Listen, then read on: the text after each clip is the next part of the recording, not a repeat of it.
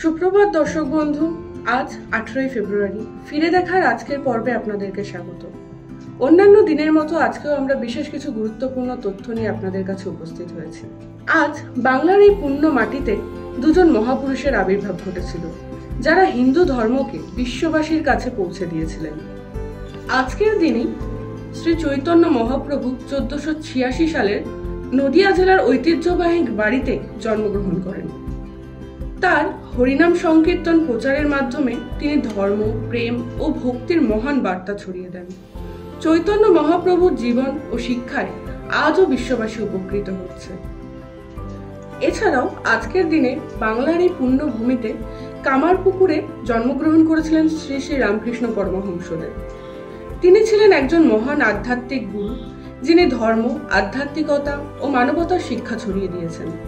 তার জীবন ও শিক্ষা, বিশেষত তার সমগ্র মানবতায় আধ্যাত্মিকতার উপদেশ আজও কোটি কোটি মানুষের মনে প্রভাবিত করে। রামকৃষ্ণ পরমহংসের জীবন দর্শন আজও আমাদের প্রেরণা যোগায়।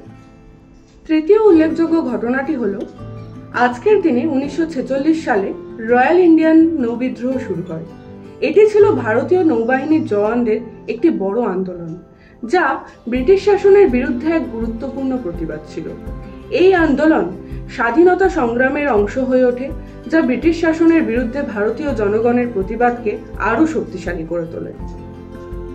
চতুর্থ উল্লেখযোগ্য ঘটনাটি হল, 1930 সালের আজকের দিনে অর্থাৎ 18 ফেব্রুয়ারি আমেরিকান মহাকাশ বিজ্ঞানী 24 বছর বয়সী ক্লাইভ টম্বো প্লুটো নামক গ্রহটি আবিষ্কার করেন।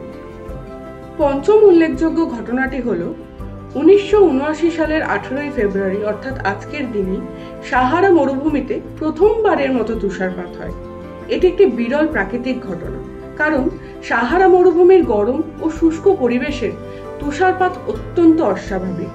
এই অদ্ভুত ঘটনা বিশ্বের মানুষের মনে চমক সৃষ্টি করে এবং প্রাকৃতিক পরিবর্তনের প্রতি আমাদের উপলব্ধি বাড়িয়ে দেয়।